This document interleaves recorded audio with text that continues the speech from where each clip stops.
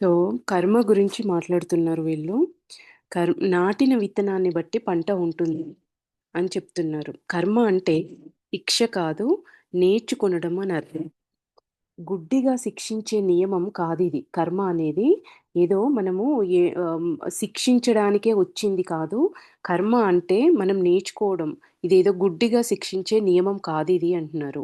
మీరెక్కడ తప్పు చేశారో చెప్పి, ఆత్మస్థాయిలో మీ తప్పును అర్థం చేసుకునేలా కర్మ చేస్తుంది అంటున్నారు. క్షమించడం అనే దానికి అర్థం లేదు. దైవ న్యాయం పరిపూర్ణమైంది. ఎవరు దీని అంటే లెసన్ నేర్చుకోకుండా మనము అక్కడ ఒక వ్యక్తి మనల్ని బాధిస్తున్నారు, బాధ పెడుతున్నారు అంటే వాళ్ళని క్షమించడం కాదు ఒకటే. అక్కడ వాళ్ళ దగ్గర బాధిస్తున్నారంటే అక్కడ మనం నేర్చుకోవాల్సింది ఏదో ఉంది. ఆ పాఠాన్ని మనం నేర్చుకోవడం అనేది కర్మ యొక్క అంతరార్థం అంటున్నారు. దైవ న్యాయం పరిపూర్ణమైంది. ఎవరు దీన్ని తప్పించుకోలేరు. ఇతరుల సంతోషాన్ని మీరు చూడలేకపోతే మీరు సంతోషంగా ఉండలేరు అంటున్నారు. ఎదుటి వాళ్ళకి ఏదిస్తే అదే వస్తుంది అంటారు కదా! అదే ఇక్కడ నాటిన విత్తనాన్ని బట్టి పంట ఉంటుంది అని కూడా చెప్తున్నారు. అంటే మీరు ఎదుటి వాళ్ళు సంతోషంగా ఉన్నప్పుడు భరించలేకపోతున్నారు అంటే మీరు కూడా సంతోషంగా ఉండలేరు అంటున్నారు.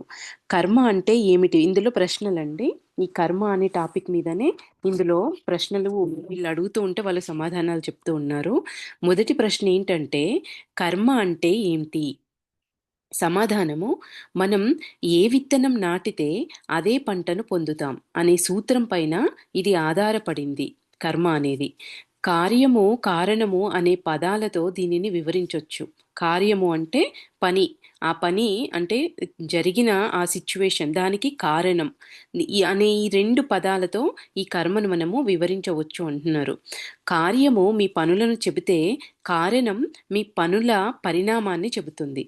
కర్మ అంటే మీరు చేసిన అప్పు అని కావచ్చు. లేదా మీరు పొందే ఆశీస్సు కూడా కావచ్చు. అదే 2 కర్మలనేవి 2 ఉంటాయనుకున్నాం. మంచి కర్మలు, చెడు కర్మలు ఉంటాయి. అయితే అది అప్పైనా కావచ్చు, మీరు పొందే మీకు ఆ కర్మ అనేది ఆశిస్సైనా కావచ్చు. చెడు కర్మ అయితే దుఃఖమొస్తుంది. మంచి కర్మ అయితే సంతోషాలను అనుభవిస్తాము. ఇదే చెప్తున్నారు. అప్పైనా కావచ్చు, లేదా అది మీరు పొందే ఆశిస్సైనా కావచ్చు. 2 రకాల కర్మలుంటాయి.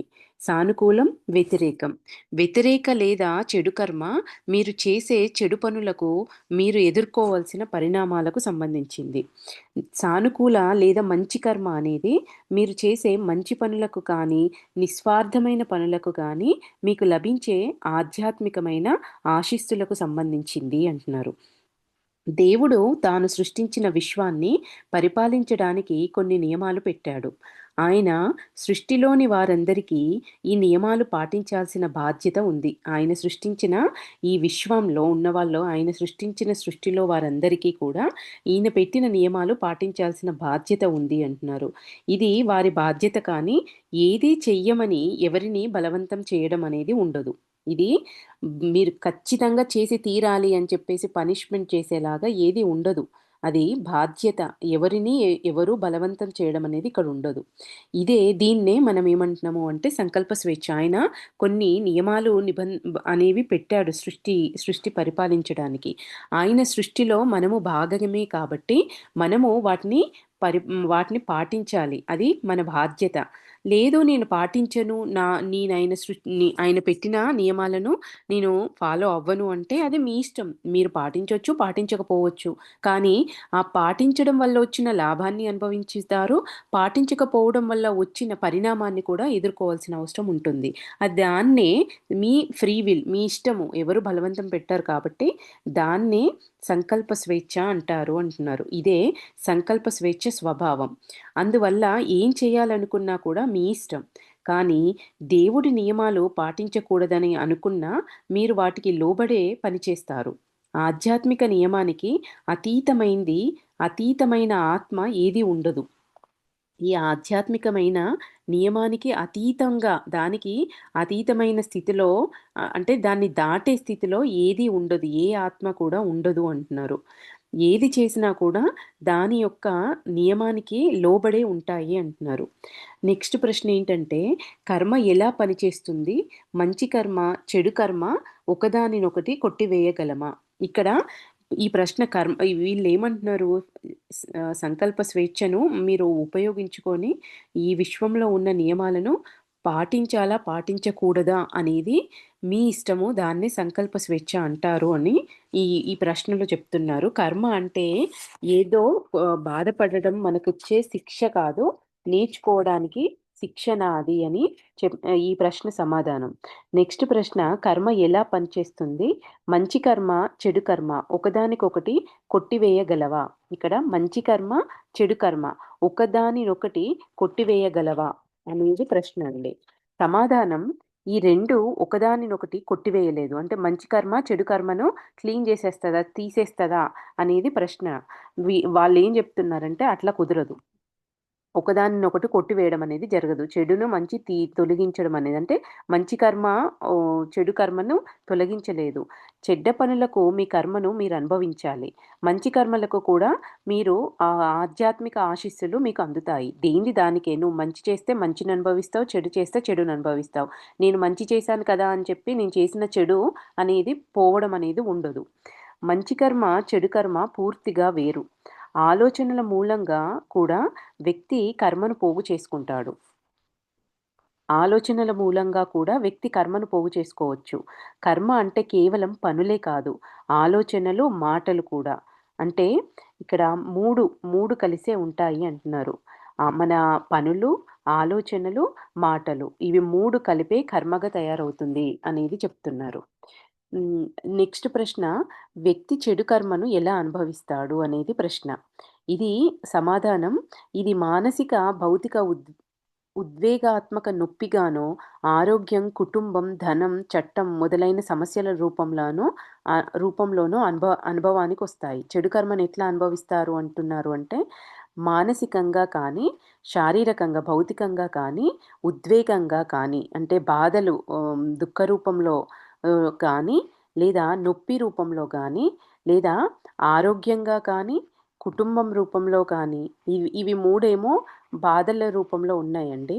నెక్స్టు మనకు మన ఆరోగ్యం గానీ, కుటుంబం గానీ, ధనం గానీ, చట్ట రూపంగా కానీ, మొదలైన సమస్యల రూపంలో అనుభవానికొస్తాయి. ఇవన్నీ కూడా ఈ రూపాలలో మనకు చెడు కర్మలనేవి అనుభవానికొస్తాయి.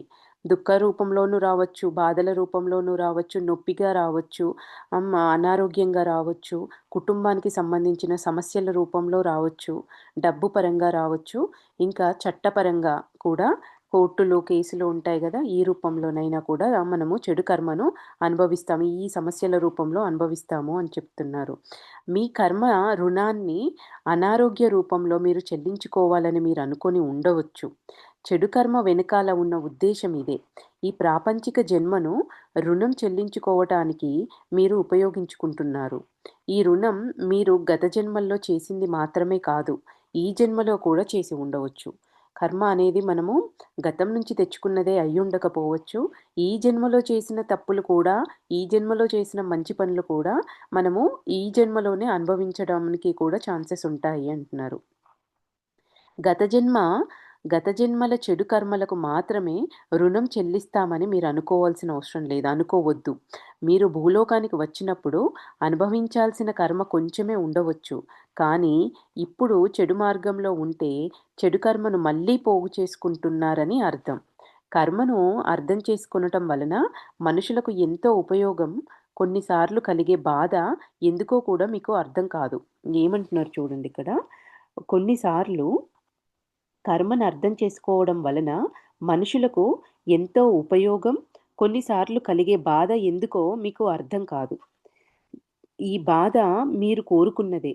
ఇది మీ ఆధ్యాత్మిక ఎదుగుదలకు అత్యవసరం. కొన్నిసార్లు ఈ కర్మ అనేది అసలు ఎందుకు మనకి బాధొచ్చింది? ఎందుకు మనం బాధపడుతున్నామనేది మీకు అర్థం కూడా కొన్నిసార్లు క క అర్థం అవ్వకపోవచ్చు. కానీ మీరే దీన్ని కోరుకున్నారు. కోరుకొని తెచ్చుకున్నారు. ఇది మీ ఆధ్యాత్మిక ఎదుగుదలకు అత్యవసరం.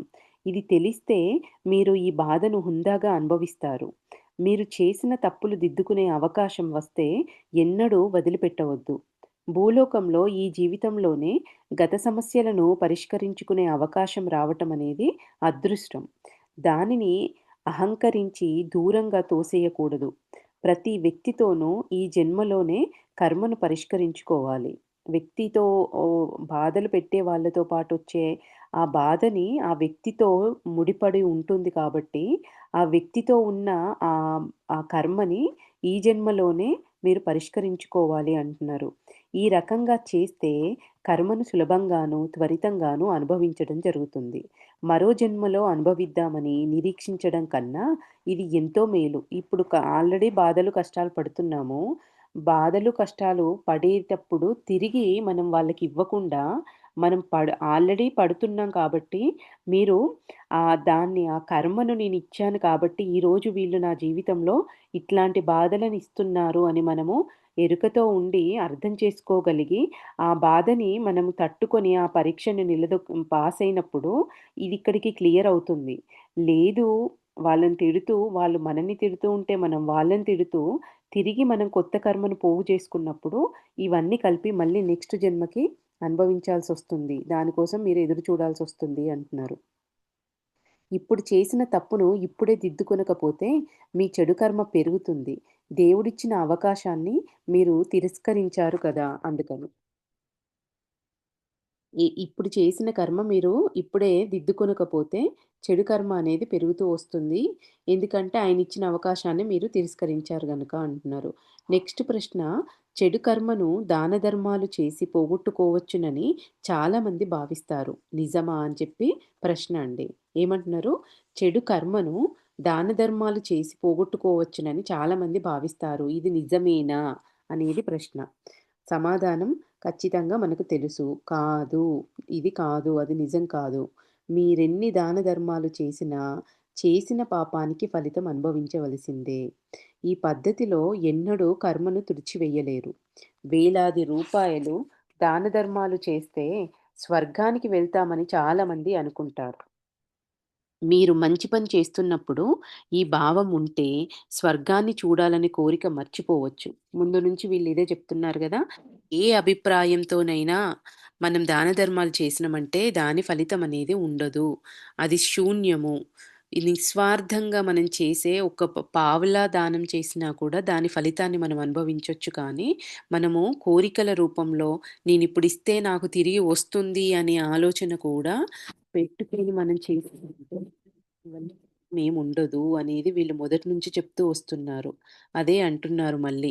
స్వర్గాన్ని చూడాలనే కోరిక ఇంక మీరు మర్చిపోండి. నేను దాన ధర్మాలు చేస్తే స్వర్గానికెళ్తాను అనే భావంతో మీరు దాన ధర్మాలు చేసినట్లయితే ఇంక మీరు ఆ కోరికను మర్చిపోవచ్చు. మీ లోకంలో ఎంతో తెలివైన న్యాయమూర్తులు చెప్పిన తీర్పులు కూడా అన్ని వేళలా సరైనవి కాకపోవచ్చు. ఇక్కడ న్యాయము అని మనకనిపిచ్చింది. ఎంతో తెలివైన న్యాయమూర్తులు చెప్పిన తీర్పులు కూడా అన్ని వేళలా సరైనవి కాకపోవచ్చు. కానీ దైవ నియమాలు నిర్దిష్టం. ఈ న్యాయం కర్మ రూపంలో మీకు లభిస్తుంది. మీ తోటి మనిషి నుంచి మీరేదన్నా దాయగలుగుతారు కానీ అది దాగి ఉండవచ్చు. తో మీ మీరు ఈ కర్మ రూపంలో మీకు లభిస్తుంది. ఈ దైవ నియమం అనేది, ఈ న్యాయం కర్మ రూపంలో మీకు లభిస్తుంది. మీ తోటి మనిషి నుంచి మీరేదైనా దాయగలరు. అది దాగి ఉండవచ్చు. కానీ దేవుడి నుంచి మీరు ఏదీ దాచలేరు. ప్రతి ఆలోచన, పదం, పని అన్నీ మీ అంతరంగము ఆకాశిక రికార్డ్‌లో రాసి ఉంచుతుంది. మీరు నమ్మినా, నమ్మకపోయినా ఇది నిజం. అంటే మన లోపలున్న వాడి నుంచి అన్నీ గమనిస్తున్నాడు. మనం మాట్లాడే మాట, మనం చూసే చూపు, మన ఆలోచన ప్రతీదీ మన అంతరంగంలో ఉండి చూస్తున్న వ్యక్తి అన్నీ ఆకాశిక్ రికార్డ్స్‌లో రాస్తూనే ఉంటాడు. ఎవరి దగ్గర మీరు దాచగలుగుతారో, ఎదుటి వ్యక్తి దగ్గర నేనిట్లా చేశా, అట్లా చేశా అని నీకు నచ్చిన విధంగా నువ్వు చెప్పి మెప్పు పొందొచ్చు. వాళ్ళు నమ్ముతారు. కానీ దానివల్ల మనకొచ్చే లాభమేమీ లేదు. ఈ లోపలున్న వ్యక్తి రాసే రాతలను బట్టే మన ముందు జీవితం అనేది డిసైడ్ అయ్యి ఉంటుంది. ఇది మీరు నమ్మినా, నమ్మకపోయినా ఇది నిజము అంటున్నారు.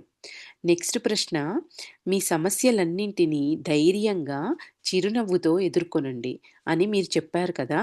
మరి మనుషులు బాధపడుతున్నప్పుడు ఇదెలా సాధ్యమవుతుంది అని అడుగుతున్నారు. అన్ని బాధలు, కష్టాలొచ్చినప్పుడు చక్కగా సమస్యలన్నింటినీ ధైర్యంగా, చిరునవ్వుతో ఎదుర్కోండి అని మీరు చెప్పారు. ఒక పక్క బాధపడుతుంటే ఇదెలా సాధ్యం అనే ప్రశ్నకి సమాధానం, మీ కష్టాలను ధైర్యంగా, చిరునవ్వుతో ఎదుర్కొనడం చాలా ముఖ్యం. ఎందుకంటే కర్మను ఎట్లా అయినా కర్మను చెల్లించాల్సిందే. దానికి విసుగు పనికిరాదు. ఫిర్యాదు చెయ్యడం, గొనుక్కోవడం, మీ మీదే మీరు జాలిపడటం, నిస్పృహ చెందటం వలన మీ బాధను ఎక్కువ చేసుకొని, మీ ఆత్మీయులు మీకు సాయం చేయాలనుకునే వారి జీవితాలను కూడా మీరు దుర్భరం చేస్తారు. మీరు మీ కర్మను అనుభవించడం లేదు సరికదా! దానిని మరింత చెడు కర్మగా కలుపుతున్నారు. దానికి మరింత చెడు కర్మను కలుపుతుంది. అలా చేయడం వల్ల. మీ మీదే జాలి నన్ను బలి పశువుపోయాను అని చెప్పేసి మన మీదే మనకొక జాలి. ప్రతిసారి ఇట్లా చేశారు, అట్లా చేశారు అని చెప్పేసి కంప్లెయింట్స్. ఎదుర్కోవడం, నిస్పృహ సమస్య జీవితం ఇంతే అని నిస్పృహ చెందడం. మీ మీ ఇవన్నీ మీ బాధని ఇంకా మీరే ఎక్కువ చేసుకొని, మీ ఆత్మీయులకు కూడా మీరు సాయం చేసి మీకు సాయం చేయాలనుకునే వారి జీవితాన్ని కూడా దుర్భరం చేస్తారు. మీరు మీ కర్మను అనుభవించడం లేదు సరికదా! దానికి మరింత చెడు కర్మను కలుపుతున్నారు. ఒకవేళ మీరు కర్మను చెల్లిస్తున్నా, ఈ చెల్లింపు నిదానంగా జరుగుతుంది. మీ బాధ ఎప్పటికీ తగ్గినట్లు అనిపిస్తుంది. అంటే ఏమంటున్నారు ఇట్లా మీరు పదే పదే ఇవన్నీ చెయ్యడం ద్వారా మీరు ఆ కర్మను చెల్లించడం అనేది నిదానంగా జరుగుతుంది. మీ బాధ ఎప్పటికీ తగ్గినట్టు అనిపిస్తుంది. ఇప్పటికి తగ్గినట్టు అనిపిస్తుంది. మీ బాధను ఇలా పీడగా మార్చుకుంటున్నారు మీరు. ఇవన్నీ చేయడం ద్వారా. కానీ మీరు సమస్యలను ధైర్యంగా ఎదుర్కొంటే, ధైర్యాన్ని ప్రదర్శిస్తూ ఆత్మను బలోపేతం చేసుకుంటున్నారు. ఈ సమస్యల స్వభావం మీకు తెలుసు. ఈ సమస్యలను ఉన్నతమైన ఆధ్యాత్మిక దృక్కోణంలో మీరు పరిష్కరించుకుంటున్నారు. అందువల్ల సమస్యలు వచ్చినా చిరునవ్వుతో ఎదుర్కొనండి. ఇక్కడ ఒక విషయం వచ్చింది మనుషుల ద్వారానో, ఏ రూపంలోనో మనకు కష్టం వచ్చినప్పుడు, ఆ కష్టాన్ని కాసేపు అనుభవించి వెంబటే ఎవరికో ఒకరికి చెప్పుకోవాలి. మనం ఎప్పుడు చెప్పుకునే వాళ్ళతో చెప్పుకోవాలి. మనకు కొంచెం స్వాంతన ఈ వాయిస్ లోగా వస్తుందిరా. బాగా లో వస్తుందా? ఇప్పుడు కరెక్ట్గా ఉంది, ఒక్కొక్కసారి లో అవుతుంది. అని చెప్పేసి మనము అనుకుంటాం. అట్లా కాకుండా ఎప్పుడు ఎవరికో ఒకరికి పంచుకోవాలని చూడకుండా ఆ బాధని మన లోపలే పెట్టుకున్నప్పుడు అది రెట్టింపుగా మనల్ని దహిస్తున్నట్టుగా అనిపిస్తుంది. లోపలనే అది తిరుగుతూ ఉంటుంది. ఆ బాధను మింగలేకపోతాము. ఆ సమయంలో దాన్ని అట్లానే మనం కాస్త భరించినప్పుడు ఏమవుతుంది అంటే, మన లోపల ఒక ఒక భావన కలుగుతది. దీని నుంచి నేను ఎట్లా బయటపడాలి? దీని నుంచి బయటపడే మార్గం ఏంటి అని చెప్పేసి మనకి మనమే బాగా ఎంత డీప్‌గా మనము బయటికి రావడానికి ఆలోచిస్తాము. ఎప్పుడైతే మనం అక్కడి దాకా ఎళ్ళకుండా అది లోపల దహిస్తూ ఉన్నప్పుడు ఒక ఏమంటారు ఒక రెబెల్‌లాగా ఎట్లా అయినా ఈ సమస్యను నేను పరిష్కరించుకోవాలి అనే థాట్ ఒస్తది మనకి. దాన్ని బాగా గట్టిగా ఆ థాట్ మీద పనిచేయడం మొదలుపెడతాం మనం. బయటపడే మార్గం కోసం వెతుకుతాం మనం. మళ్ళీ మళ్ళీ ఆ సమస్య రాకుండా ఉండాలంటే నేనేం చెయ్యాలి అని ఆలోచిస్తాం. ఎప్పుడు మన లోపలే పెట్టుకున్నప్పుడు.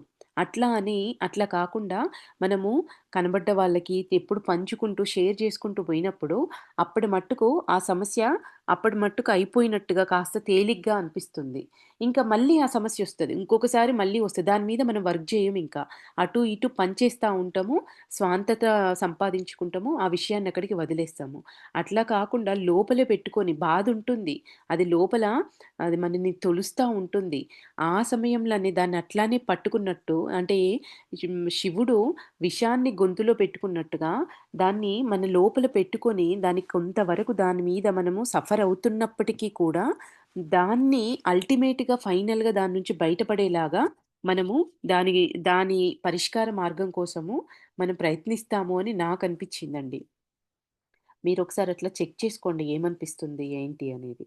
ఇక్కడ ఏమంటున్నారు ఇంకా, ఈ చెల్లింపు నిదానంగా జరుగుతుంది. మీరిట్లా ఈ ఫిర్యాదులు చేస్తూ, గొనుక్కుంటూ, మీ మీద మీరే జాలిపడుతూ, నిస్పృహ చెందుతూ ఇవన్నీ చేసినప్పుడు మీకు మీ మీ కర్మ చెల్లింపు అనేది నిదానమవుతుంది అంటున్నారు.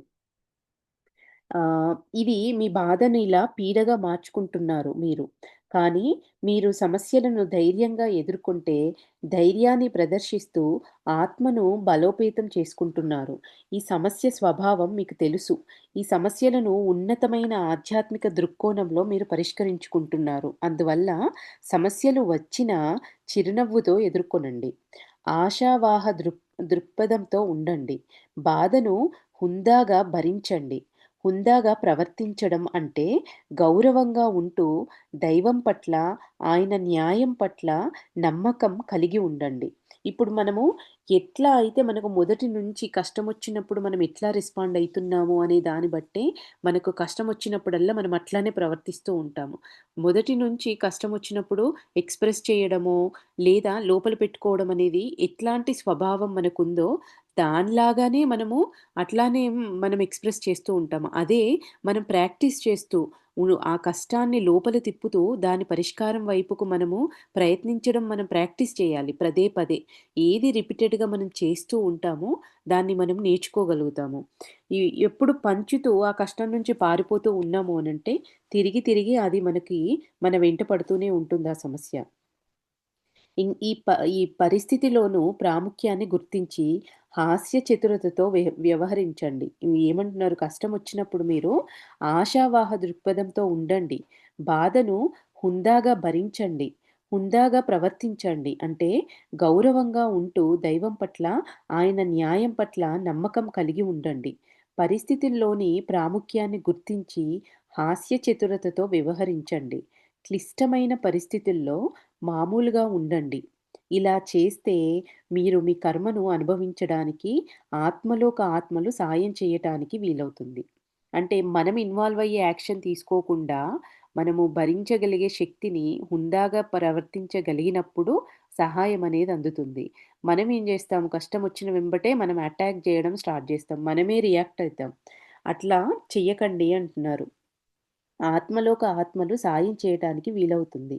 మీరు ధైర్యాన్ని, హుందాతనాన్ని ప్రదర్శిస్తే ఎవరిని నిందించకుండా, కోపాన్ని, వ్యతిరేకతను చూపకుండా మీకు కలిగే సమస్యలను ఆధ్యాత్మిక పద్ధతిలో పరిష్కరించుకునే సామర్థ్యం మీకు ఉందని దేవుడికి మీరు తెలియజేస్తున్నారు. మనము ఇట్లా కోపాన్ని, ఈ వ్యతిరేకతను చూపించకుండా మనము ధైర్యంగా సమస్యని హుందాతనం హుందాతనాన్ని ధైర్యంగా ఆ సమస్యని ఎదుర్కొనే ప్రదర్శిస్తే అప్పుడు దేవుడు మనము పరిష్కరించుకునే సామర్థ్యం మీకు ఉంది. సమస్యను పరిష్కరించుకునే ఆధ్యాత్మిక పద్ధతిలో పరిష్కరించుకునే సామర్థ్యం మీకు ఉందని దేవుడికి మీరు తెలియజేస్తున్నారు. మీ అంతరంగం చెప్పినట్లుగా మీరు పనిచేస్తున్నారు. సమస్యలను ఎదుర్కొనే శక్తిని మీకు ఇమ్మని ఆత్మలోక ఆత్మలు ప్రార్థిస్తాయి అట్లాంటి సమయంలో.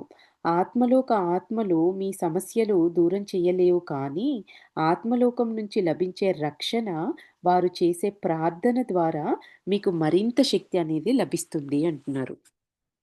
దానితో దాంతో సమస్యలను పరిష్కరించుకుంటూ కర్మను సులువుగాను, త్వరితంగాను చెల్లించుకోగలుగుతారు. దీని అర్థం మీ కర్మ తగ్గిపోతుందని కాదు. దీనిని త్వరితంగా ఇంకా బాగా చెల్లించుకోవటానికి తగినంత శక్తి, వివేకం మీకు లభిస్తాయి అని అర్థం. వాళ్ళు ప్రార్థన చేస్తారు. వాళ్ళు మనకి గైడ్ చేస్తారు. కానీ దానర్థము మీరు ఇందులో నుంచి బయట పడతారని కాదు. క ఎంతో పెద్ద సమస్య ఎంతో పెద్దగా అనిపిచ్చేది మనకు చిన్నగా, అవలీలగా గోరుతో పోయేది గొడ్డలి దాకా రాకుండా చిన్నగా గోటితోనే మనం బయటపడగలుగుతాం. అంత పెద్ద సమస్యొచ్చినప్పటికీ కూడా అని చెప్పి అంటున్నారు. నెక్స్ట్ ప్రశ్న. కొన్నిసార్లు మనుషులు అనూహ్యమైన బాధలకు లోనవుతారు. అప్పుడు చేసుకున్న దాని ఫలితం అనుభవిస్తున్నాను. నాకిలా జరగాల్సిందే అనుకోవడం క్రూరంగా అనిపిస్తుంది కదా! అని ప్రశ్న అండి. అంటే కొన్నిసార్లు మనుషులు అనూహ్యమైన బాధలకు లోనవుతారు. అప్పుడు చేసుకున్న దాని ఫలితం అనుభవిస్తున్నాను. నాకిలా జరగాల్సిందే అనుకోవడం అనేది క్రూరంగా ఉండదా అనేది ప్రశ్న. సమాధానం ఏమంటున్నారు అంటే అవును. మీరు చెప్పేది మాకర్థమైంది. మిమ్మల్ని మీరు నిందించుకోవాలని మేమనడం లేదు. ఆత్మలోక నియమాలు తెలుసుకొని ఉండాలని కోరుతున్నాం. మనుషులకు వారు ఎంపిక చేసుకునే మార్గాలను బట్టి కొన్ని పరిస్థితులు ఎదురవుతాయి. అంటే మీకు జరిగే చెడు అంతా మీ తప్పుల మూలంగా జరుగుతుందని కాదు. మీకున్న అవగాహన లోపం వల్ల అలా జరుగుతుంది. ఆ సమయంలో తప్పు చేస్తున్నామని మీకు తెలియకపోవచ్చు. లేదా అది తప్పని తెలిసినా సరైన విధంగా చేసే శక్తి మీకు లేకపోయి ఉండవచ్చు. ఏది ఏమైనా మనుషులు ఒక్కోసారి తమ కర్మ కాకపోయినా కూడా అనూహ్యమైన కష్టాలు అనుభవించే పరిస్థితులు ఉంటాయి.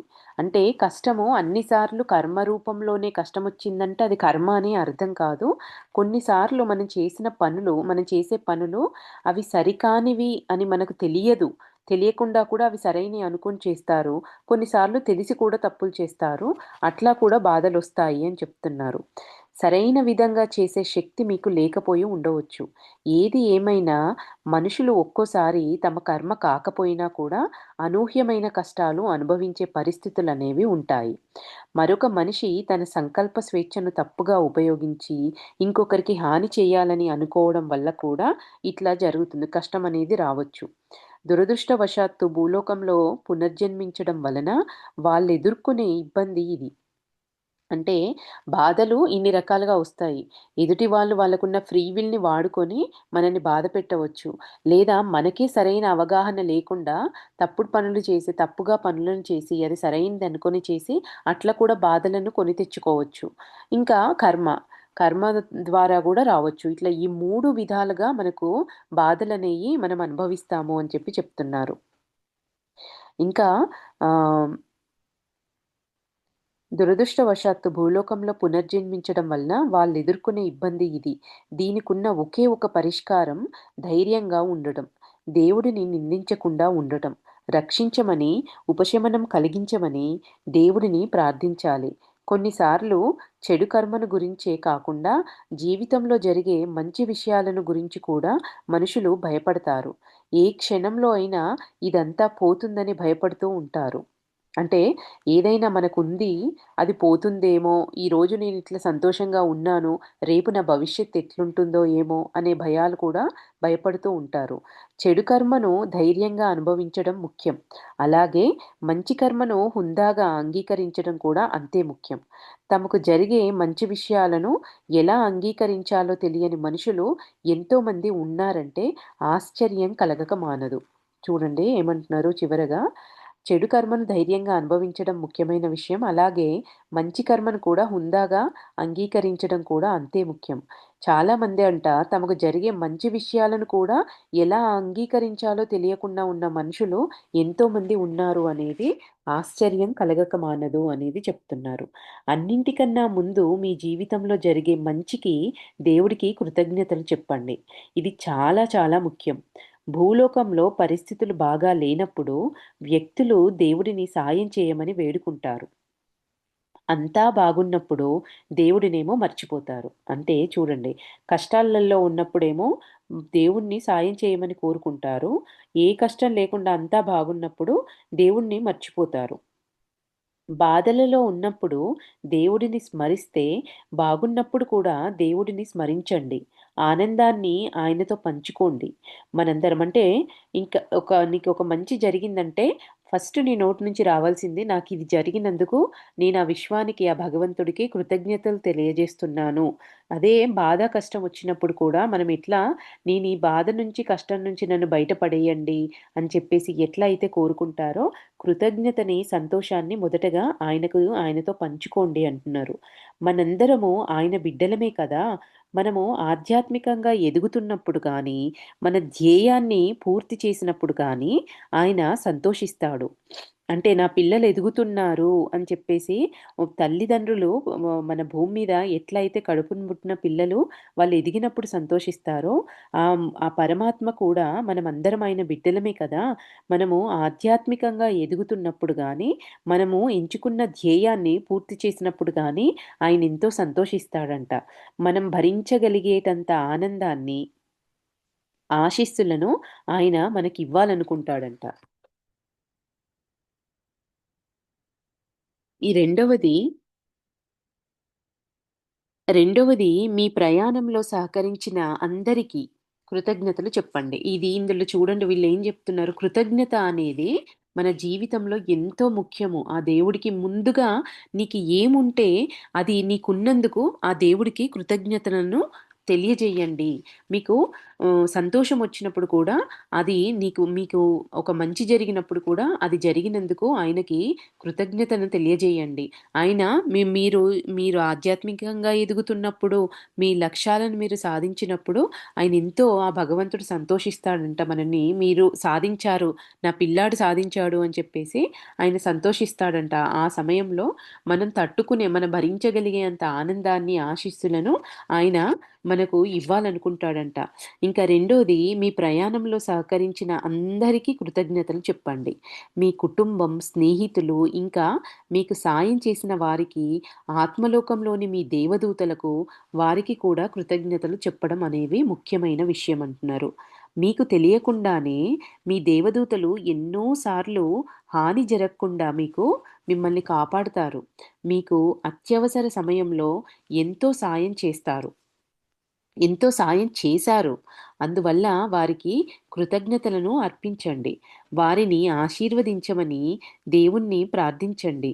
వారిని కూడా ఆశీర్వదించమని ఆ దేవుణ్ణి ప్రార్థించండి. అంటే వాళ్ళెప్పుడూ నేను చేశానని చెప్పేసి మన ముందుకు రారు. ఇప్పుడు మనకి ఎన్నో సార్లు ధ్యానంలో ఉన్నప్పుడు గానీ, కలల ద్వారా గానీ మనకు తెలిసిన వారి రూపంలో కనబడుతూ ఉంటారు. మనము పలానా వ్యక్తి వచ్చే నాకు సాయం చేశారు, ఇట్లా చెయ్యి అని చెప్పారు అని మనం అనుకుంటాము. కానీ వాళ్ళని వాళ్ళు ప్రకటితం చేసుకోరు. వాళ్ళ సహాయాన్ని కూడా నేను చేశాను అని చెప్పేసి వాళ్ళు వాళ్ళు చెప్పాలనుకోరు. కాబట్టి ఎన్నో సార్లు మీకు హాని జరగకుండా మిమ్మల్ని కాపాడుతూ వస్తున్నారు వాళ్ళు. వాళ్ళకి కూడా మంచి జరగాలని, వాళ్ళకి సాయం అందాలని చెప్పేసి మీరు వాళ్ళ కోసము ప్రార్థించండి అని చెప్తున్నారు. అందువల్ల వారికి కృతజ్ఞతలను అర్పించండి.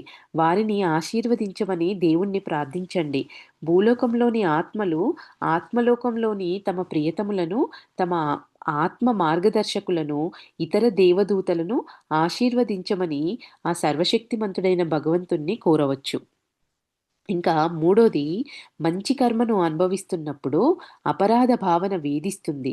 భూలోకంలో అనవసరమైన కారణాలకు మనుషులు అపరాధ భావంతో సతమతమవుతూ ఉంటారు. ఇతరులు అపరాధ భావంతో సతమతమయ్యేలా చేసి సంతోషాన్ని పొందేవారు కొందరుంటారు. వారు మీకెంత సన్నిహితులైనా వారికి లొంగకండి. వీరు తమ ప్రయాణాన్ని, అంటే తమ జీవితాన్ని మీ ప్రయాణంతో పోల్చుకొని మీకు జరిగిన శుభాలను గురించి మీరు బాధపడేలా చేస్తారు. అంటే వాళ్ళు ఆల్రెడీ కింద పడిపోయి ఉంటారు. వాళ్ళు ఇంకా కిందికి లాగే ప్రయత్నం చేస్తూ ఉంటారు. అట్లాంటి వాళ్ళకు చెప్పే మాటలకు మీరు లొంగొద్దు. వాళ్ళకి దూరంగా ఉండండి అంటున్నారు. మీరు సక్రమమైన మార్గంలో నడుస్తూ ఉండి, మీకు ఏదైనా మంచి జరిగినప్పుడు, దానికి మీరు తగినవారు కనుక, అది మీకు జరిగిందని బాగా స్పష్టంగా గ్రహించండి. మీరెందుకు అపరాధం చేసినట్లుగా భావించాలి? మీకు లభించిన ఆశీస్సుల వంటివి మరొకరికి లభించలేదంటే, దానికి కారణం ఉండవచ్చు. వారు తమ ఆధ్యాత్మిక ప్రయాణంలో వేరే దశలో ఉండి ఉంటారు. బోలెడంత కర్మను చెల్లించి వేస్తుండవచ్చు, లేదా తీవ్రమైన పరీక్షను ఎదుర్కొంటూ ఉండవచ్చు, శిక్షను పొందుతూ ఉండవచ్చు. వారికి అన్ని రకాలుగా సాయం చెయ్యండి, మద్దతునివ్వండి. కానీ వారు తమ మీద తాము చూపిస్తున్న జాలికి లొంగిపోవద్దు. ఇట్లా ఎవరైతే బాధల్లో, కష్టాలలో కర్మలను అనుభవిస్తూ బాధలు పడుతూ ఉన్న వాళ్ళకి సహాయం చెయ్యండి.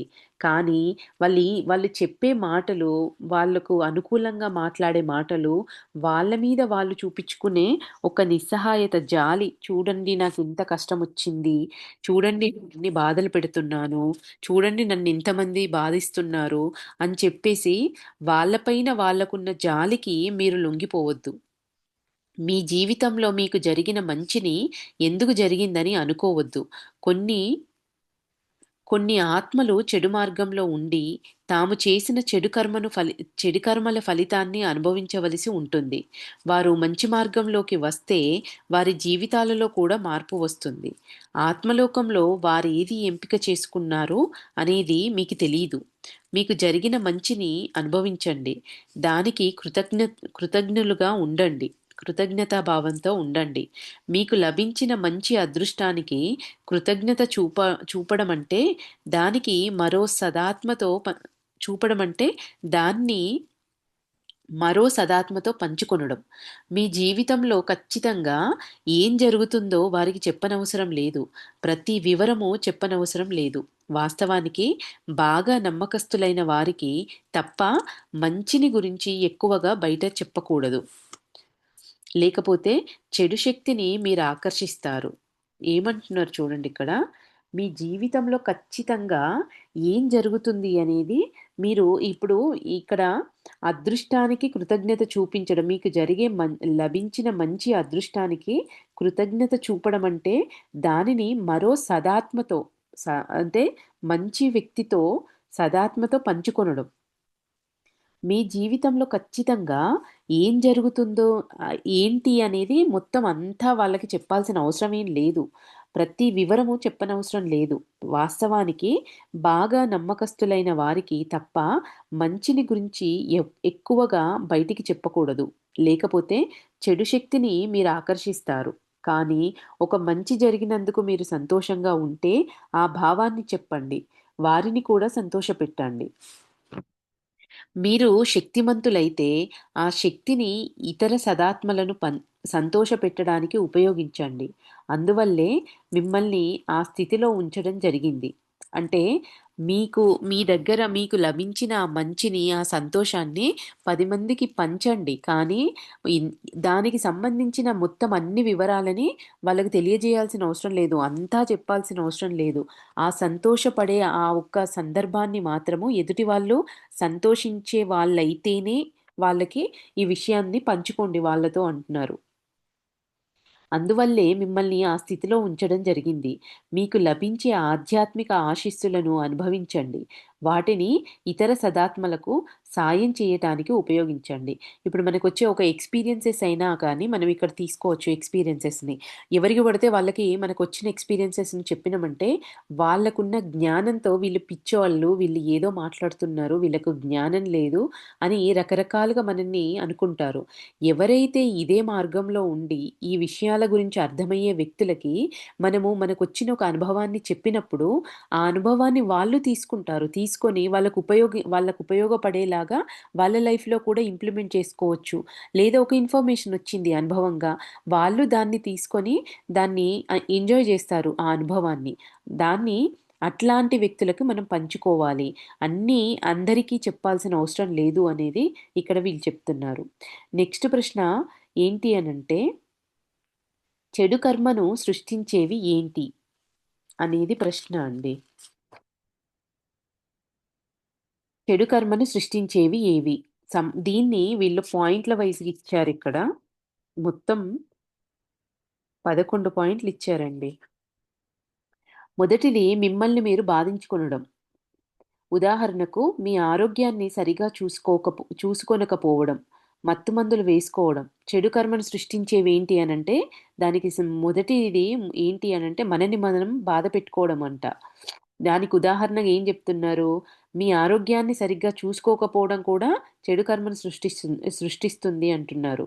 మత్తుమందులు వేసుకోవడం, పొగ తాగటం, మద్యం తాగటం, అతిగా తినటం, పోషకాహారం తినకపోవటం, వ్యాయామం చెయ్యకపోవటం, మరీ ముఖ్యంగా వ్యతిరేక ఆలోచనలు, నెగెటివ్ థాట్స్, వ్యతిరేకమైన పనులు చేయటం, మీ ఆత్మను నిజంగానే నాశనం చేస్తాయి. ఇవన్నీ చెడు కర్మను సృష్టిస్తాయి అని చెప్తున్నారు. సరైన ఆహారం తీసుకోకపోవడం కూడా చెడు కర్మను సృష్టిస్తుంది. అంటే నేను ఈ శరీరాన్ని నిలబెట్టుకోవడానికి దానికి సరైన పోషకాహారాన్ని ఇవ్వాలి.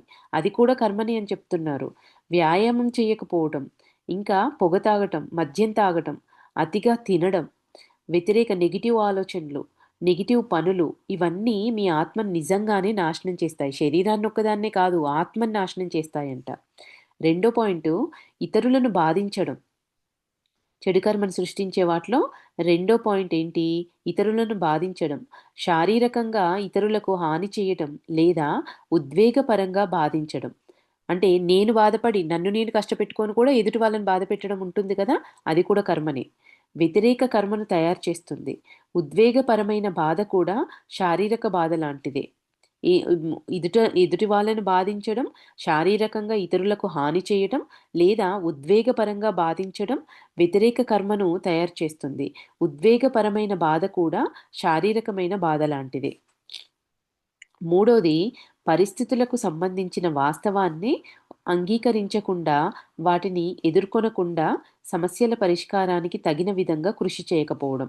చెడు కర్మను సృష్టించేవి ఏంటి అనే దాంట్లో మూడో పాయింట్, పరిస్థితులకు సంబంధించిన వాస్తవాన్ని, అక్కడున్న సిచ్యువేషన్కి సంబంధించిన వాస్తవాన్ని అంగీకరించకుండా, వాటిని ఎదుర్కొనకుండా సమస్యల పరిష్కారానికి తగిన విధంగా కృషి చేయకపోవడం. ఒక సమస్య వచ్చిందంటే దాన్ని అర్థం చేసుకోకుండా, ఆ ఉన్న సమస్యను అంగీకరించకుండా, ఆ సమస్య పరిష్కారం వైపుగా పని చేయకుండా ఉండడం కూడా కర్మను సృష్టిస్తుంది అంటున్నారు.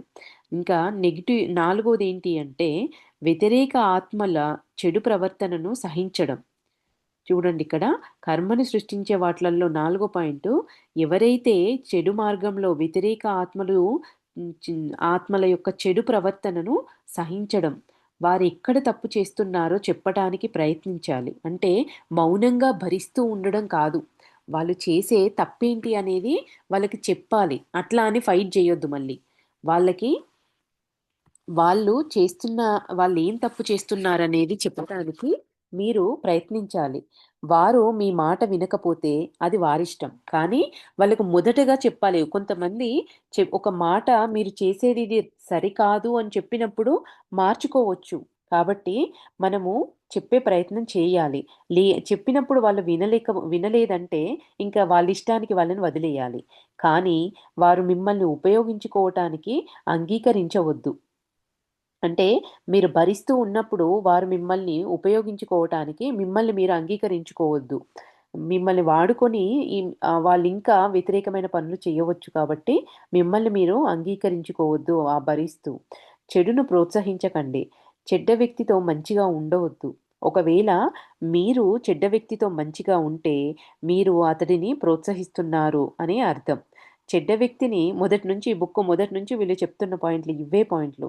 చెడ్డ వ్యక్తిని ప్రోత్సహించవద్దు. వాళ్ళతో మంచిగా ఉంటే మీరు చెడ్డ పనులు చేస్తున్నట్టుగానే లెక్కలోకొస్తుంది అంటున్నారు. మీరు అతడిని ప్రోత్సహిస్తున్నారు అని అర్థం. చెడ్డ వ్యక్తిని ప్రోత్సహిస్తున్నారంటే మీరు కూడా అదే పాపాత్ముల కోవలోకి వస్తారు. అందువల్ల మీ అంతరంగం అనేది తొందరగా అభివృద్ధి చేసుకోండి. ఎవరు చెడ్డవారు, ఎవరు చేసేది మంచిది, సరైంది అనేది అది ఎప్పుడు మనకు గైడ్ చేస్తూ ఉంటుంది కాబట్టి, మీ అంతరంగాన్ని తొందరగా అభివృద్ధి చేసుకోండి. అప్పుడు మీరు సులభంగా చెడ్డ వ్యక్తిని గుర్తించగలుగుతారు. ఇది నాలుగోది. చెడు కర్మను సృష్టించేవి ఏంటి అనే దాంట్లో ఐదో పాయింట్ ఏం చెప్తున్నారు? బాధ్యతలను తప్పించుకొనడం. ఉదాహరణకు మీరు మీ తల్లిదండ్రులు, పిల్లలు, ప్రియతముల పట్ల మీ బాధ్యతలను వదిలిపెట్టడం. ఇది కూడా చెడు కర్మనే అని చెప్తున్నారు. ఏమంటున్నారు? బాధ్యతలను తప్పించుకొనటము. దానికి ఎగ్జాంపుల్‌గా మీ తల్లిదండ్రులు, పిల్లలు, ప్రియతముల పట్ల మీ బాధ్యతలను వదిలిపెట్టడం కూడా మీకు చెడు కర్మను పోగు చేసి పెడుతుంది అంటున్నారు.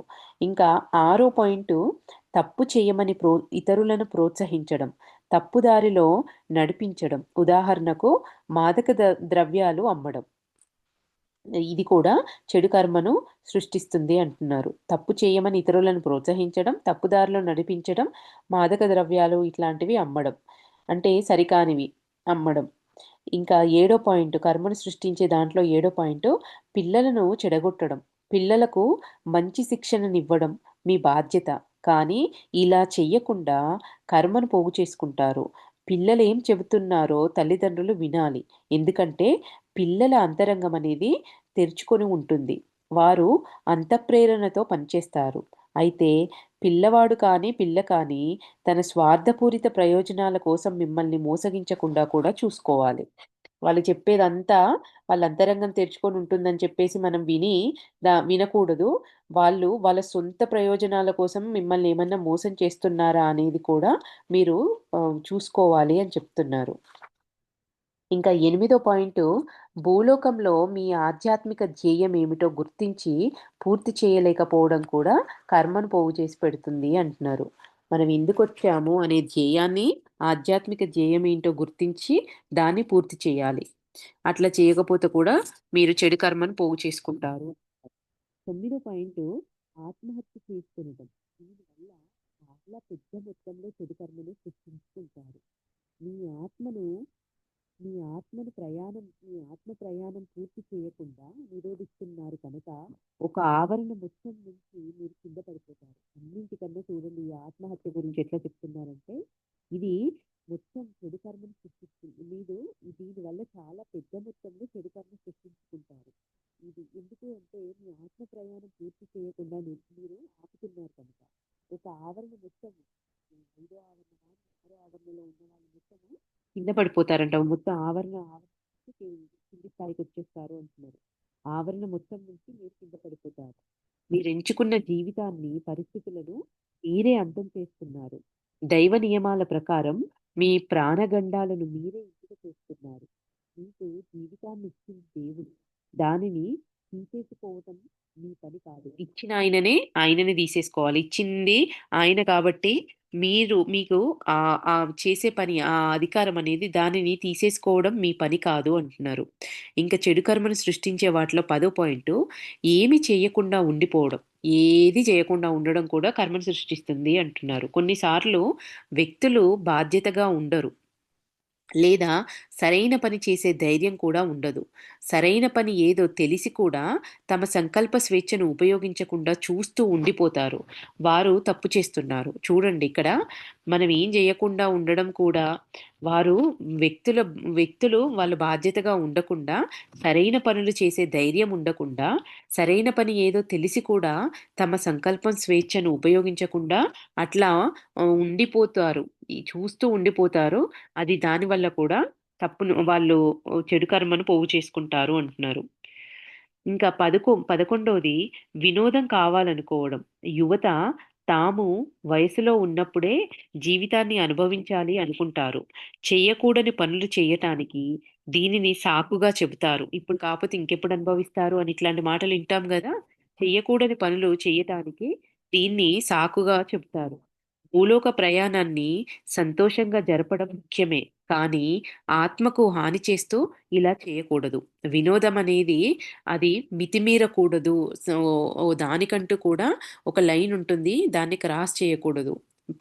ఈ భూలోక ప్రయాణం అనేది సంతోషంగా జరపడం అనేది ముఖ్యమే కానీ, ఆత్మను హాని చేసేలాగా అది ఉండకూడదు అంటున్నారు. మీరు అజ్ఞానంలో ఉన్నప్పటికన్నా ఆధ్యాత్మిక జ్ఞానాన్ని సంపాదించిన తర్వాత తప్పు మార్గాలను ఎంచుకుంటే మీరు బాగా కిందికి పడిపోతారు. అందుకే అంటారు కదండీ! తెలియకుండా చేసిన తప్పుకు మనకు ఖచ్చితంగా ఆహ్, మ క్షమ క్షమ అనేది ఉంటుంది. కానీ అన్నీ తెలిసి ఏది సరైంది, ఏది సరికాదు అని తెలిసి కూడా తప్పు చేసినప్పుడు మాత్రము ఖచ్చితంగా మీరు కిందికి పడిపోతారు అంటున్నారు. కర్మను కూడా బాగా పోగు చేసుకుంటారు. ఎప్పుడూ ఇది గుర్తుంచుకోండి అని వీళ్ళు చెప్తున్నారు. ఇదండి ఈ కర్మను పోగు చేసుకోవడానికి వీళ్ళిచ్చిన పాయింట్స్. దీన్ని ఈరోజుకి